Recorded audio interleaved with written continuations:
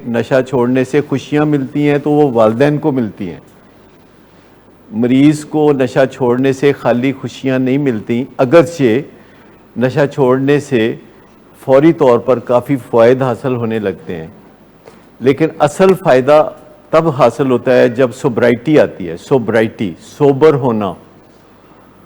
جب آپ نشہ چھوڑتے ہیں اور خوش باش رہتے ہیں اپنے ریسورسز پہ، اپنے کندھوں پہ، ٹھیک ہے، اپنے کندھوں پہ آپ خوش رہتے ہیں، نشے کی وجہ سے خوش نہیں رہتے، مصنوعی طور پر خوش نہیں رہتے.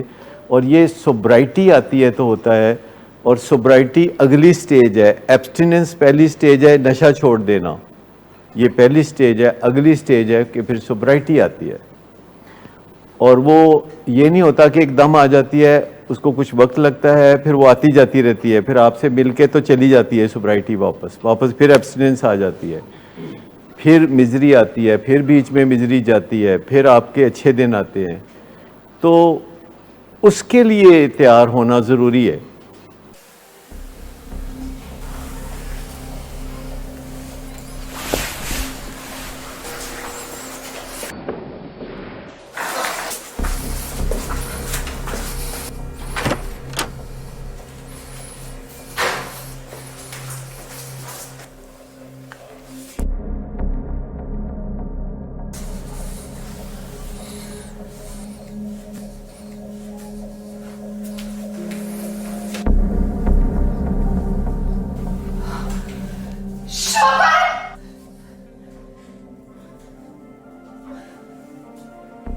شراب نوشی کی وجہ کردار کی خرابی نہیں، موڈ کی خرابی ہے.